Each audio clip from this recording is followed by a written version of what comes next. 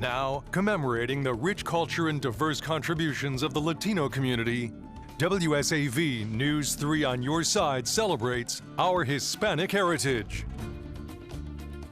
And welcome to WSAV Celebrates Hispanic Heritage. I'm Ben Singer. And I'm Tina Thais Shaw. We began with a new term emerging in Hispanic culture in the United States. You will hear it throughout this special. It's Latinx. As Victoria Holmes explains, the term is meant to be gender neutral and more inclusive. It's time for a grammar lesson. Just what is Latinx? Latinx is a gender non-conforming term or word used by people of Latin American descent. Dr. Jimena Perry is a Latin American Studies professor and is a native Spanish speaker herself. Her lesson plan for today, a breakdown on this term. The thing about Latinx is that it's fairly new in some circles. Dr. Perry says Latinx advances the Spanish language. Especially when there are many more identities right now, not only for Latin Americans, but for everybody. So the LGBTQIA+ community has adopted this term to feel like more included. Latinx can also describe a group that has both males and females, and it's dependent on geography, not language. People from Latin America are Latinx. People from Spain, although Spanish speaking, are not Latinx. Sound confusing? Well, pongo atención or pay attention, because Dr. Perry is giving us a helpful anecdote. For example, Brazilians are Latinx, but they're not Hispanic. And Spanish from Spain are Hispanic, but they are not Latinx. But like any new idea, it's not without its controversy. In the Real Academia de la Lengua, a Spanish Royal Academy, the term hasn't been accepted yet, for example, in the dictionaries, because the purists of the language say no, that's not correct. However, it is in the widely used English Merriam-Webster dictionary. And jot down this statistic in your notes. According to a Pew Research study published earlier this year, younger Hispanics have heard of Latinx and are more likely to use it. Like Nina Caujilio, a student at ECU and president of the Latino Student Union, she's noticed some opposition. I believe there's a resistance because the Hispanic community is more close-minded, it's more religious. Since it's more religious, it doesn't like to change its stuff. It's more, let's just stick to a point. And critics say that it groups together differing cultures instead of recognizing that diversity. Some disagree. Joey Camano Agadin is one of them. I think Latinx is more of a diversity thing, because if anything, I could say I'm a Latino man, I'm a part of a Latino community, but if somebody represents themselves as like non-binary or etc., that's a term for them to be able to feel comfortable in using, when referring to somebody and talking to them, saying that I'm Latino. Instead of saying that they're Latino, they can say I'm Latinx and be proud. And although it's fairly new, it is gaining popularity among younger Spanish-speaking people who are welcoming to including more genders besides male and female. That's why I believe the Latinx word is going to be more popular later on, because our generation, it's more open-minded and want to include everybody. And now, time for a test. No, not really. If you're wondering when to use the term, just make sure to ask first. A gender non-conforming person may want to be referred to as Latinx. Otherwise, Latino or Latina works just as fine. For Hispanic Heritage Month, I'm Victoria Holmes. Here at home, the Latino community in the Coastal Empire and Lowcountry has seen tremendous growth over the past decade.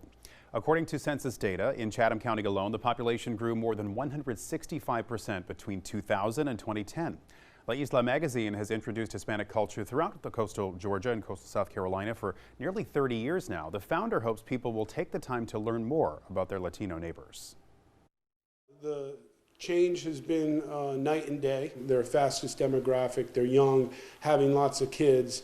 So the best thing anybody could be doing, especially during Hispanic Heritage Month, is taking the time to get to know some of their neighbors. And the influx of Latinos impacts culture, politics, and the economy. Political leaders say that translates into spending power and voting power. Many Latinos in our area are essential workers, and they are facing new challenges because of the pandemic. As John Dowding tells us, one group, agricultural workers, put their health at risk to put your favorite foods on the table. If you've ever bought a watermelon or tomato, there's a chance Alfonso Ramos de Leon picked it. He's been an agricultural worker for decades in the Lowcountry, but faces new threats in the field because of COVID-19. póngale que yo esté bien. Put a mask on yourself to keep me safe and healthy. But if another person brings the virus to us without knowing, well, that's the problem. Local healthcare providers like Beaufort Jasper Hampton Comprehensive Health Services have worked to protect the community of largely immigrant, non-English speaking essential workers. We have been able to contain the pandemic within the farm workers throughout health education, advertising, giving them masks. These essential workers critical to the public's health usually face mental health struggles while coming here to work, aside from the added stress of not having the proper space to social distance. It's just really difficult for them to kind of comply with that, with their living conditions and also with some of their working conditions. You know, some of them are working closely with each other. The cancer survivor has been in remission since May and says even though he has lost some hair, he hasn't lost his strength to continue working. I'm going to turn 70 the last day of October, and I feel really able to continue working. It's my pleasure to. I've always loved working in the field. Reporting from St. Helena Island, John Dowding, WSAV Now. Savannah has a new task force. It is called HOLA, which stands for Hispanic Outreach, Leadership, and Advocacy. Roughly 7,000 citizens in Savannah identify as Hispanic or Latino. Members of the task force say for years they have felt forgotten and overlooked. HOLA's focus will be education, making sure people know where to get the services they need. It is my hope for this group to be able to make the voice of the Hispanic community heard through discussions of the issues facing them. This creates an opportunity for us to say if there is something that is needed, let's create a way or find a partner to help with that. This initiative is especially important for Latino community members who do not speak English. A Mexican tradition has taken on new meaning during the pandemic. And later, a man who made his mark in Hollywood one stitch at a time. Dia de los Muertos, or Day of the Dead, is a Mexican tradition. For 2 days, people gather to remember loved ones. This year's celebration is different for a Texas woman who is remembering those in her community who have died of COVID-19. Latino communities across the country have been hit hard by the virus, and in Maria Ramirez's hometown of Austin, they account for half of the COVID deaths. Her altar this year represents not only family, but essential workers in her community who lost their battle with the virus. She has prepared an ofrenda, or an offering, in their honor. En este caso, la persona extranjera que se acerca y ve un altar diga, qué bonito. I want people who see this altar and think, wow, how pretty, to realize what it represents and who we are honoring. It's very sad because we are on the forefront. We are the cafeteria workers, we are the janitors, we are the construction workers, we are the artists. Many of us cannot work at home. Altars are typically lined with decorative skulls to represent loved ones. You'll also find their favorite foods and personal belongings to remember them. Now to a man simply known as Manuel. For decades, he designed clothes for some of the biggest names in music and movies. As Stephanie Langston shows us, at almost 90 years old, he's still going strong. For more than half a century, Manuel's found his home behind a sewing machine. I went and sat in that sewing machine, and I'm still sitting there. Born in Mexico, That's Cualcomán, Michoacán. one of 12 children, he started making his own clothes by the time he was 7 and prom dresses by the age of 12. I think the second year was 125, and from there on went over 300, 500 a year. His success paid well, and by 19 he graduated from the University of Mexico. His journey soon leading him to California, where he started working with Cy DeVore, tailor to the Rat Pack, perfecting fits for names like Frank Sinatra. Manuel flourished in America, finding himself working alongside Nudie, known for his rhinestone-covered suits. Manuel shined, gaining respect for his unique designs. I did all the cowboys. From the Mask of the Lone Ranger to James Dean's jeans, Manuel worked on more than 90 movies in Hollywood. He opened Manuel Couture, where he dressed artists like Elvis, Johnny Cash, Marty Stewart, and George Jones. His clientele only taking off from there.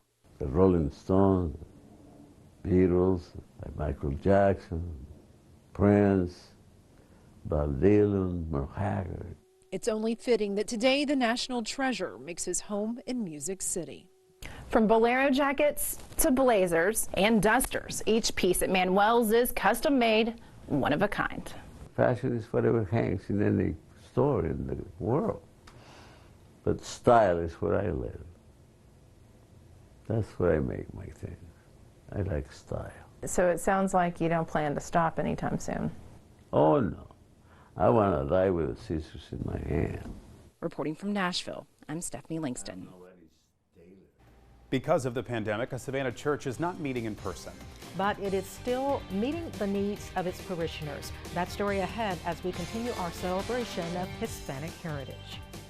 The church is the centerpiece of the Hispanic community. As John Dowding shows us, 2 Savannah ministers are working to meet the spiritual and physical needs of their congregation.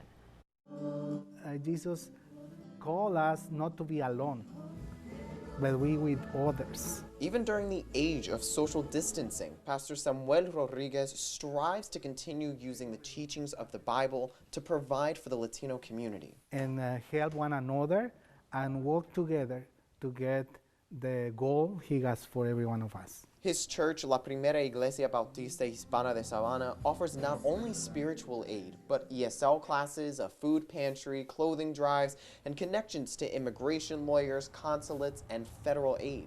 I know when someone gives you a hand, how you feel and how empower you. So we want to be that kind of people, helping, giving the hand. With the help of his brother, the 2 Mexican immigrants provide assistance to as many people as they can. Se les ayuda en conseguir. You help them find someone who can help. You might not be able to completely help everyone, but you can still find someone who can help them. The services have been limited because of the pandemic, but the role the church plays in the community has only gotten stronger. So he feed them when they are with necessity and heal them. So we are trying to do the same. We cannot heal them, but God can. Reporting in Savannah, John Dowding, WSAV Now. Still to come, Latino roots run deep at the Rock and Roll Hall of Fame.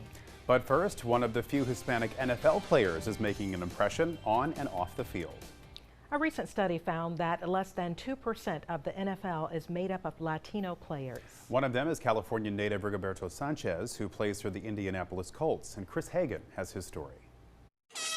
I used to just literally wake up and just think about soccer. And my dream growing up, honestly, was to play professional soccer. Rigoberto Sanchez's dream of being a pro athlete has come true, but not in soccer. In the NFL. Now, I always kind of knew that football was around, but I didn't really get to play until sophomore year of high school. Sanchez is now a star punter for the Indianapolis Colts, thanks in part to a huge family decision made many years ago. Both my parents are from Mexico. My mom is from Guanajuato. My dad is from Michoacan. And they came to the United States. I feel like they did that for, a better opportunity for their kids, for themselves.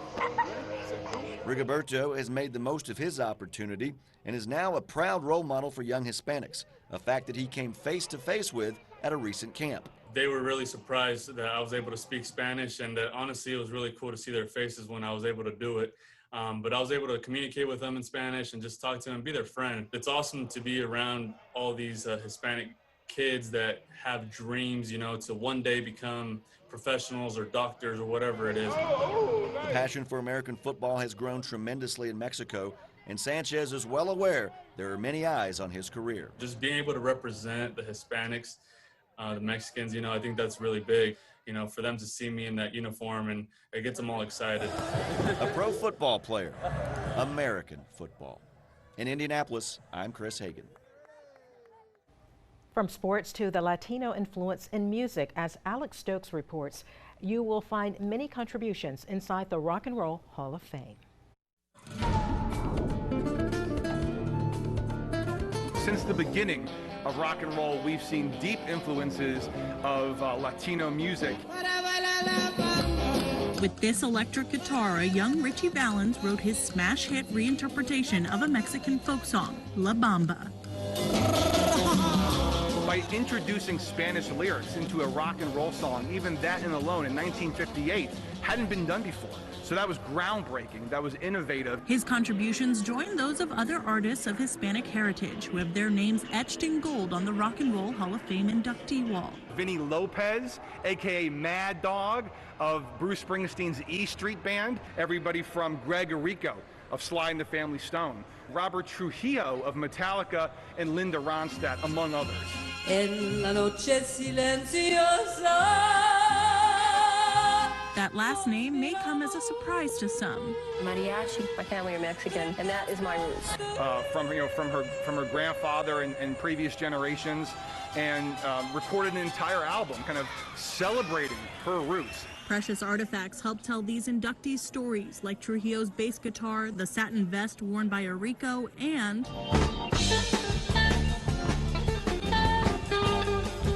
in our brand new Play It Loud special exhibit, we feature the famous Wolf guitar by Jerry Garcia of the Grateful Dead. Director of Fan Experience John Gerke says the Dead fostered a powerful communal aspect. Jerry Garcia always talked about how he tried to break down those barriers between performer and audience. It was more about we are all sharing in this experience together. One musician that Gerke says certainly has shared his heritage is Carlos Santana. These collaborations, it's doing what we see in music today. It's introducing his music to the fan bases of these other artists and vice versa. Pre-pandemic, the museum has participated in events like the annual Latino Heritage Fest, but in today's world, they encourage people to make use of their free online educational resources. Rock and roll has never been one thing. It's never looked one way, it's never sounded one way. If you have one image of rock and roll, I would encourage you to broaden that representation. In Cleveland, Alex Stokes. A Peruvian immigrant is living the American dream. When we come back, our celebration of Hispanic heritage takes us inside her Richmond Hill restaurant. We are wrapping up our celebration of Hispanic heritage by taking a tasty trip to the area's first Peruvian restaurant. John Dowding introduces us to the owner who fought through loss and a pandemic to make her dream come true. Porque dije, wow, ahora sí es verdad. That's true. Iris Sarria is finally living out her dream of owning her own restaurant, a dream she almost gave up on after the tragic death of her daughter a few years ago. Y los sueños And the dreams that we both shared went in the trash.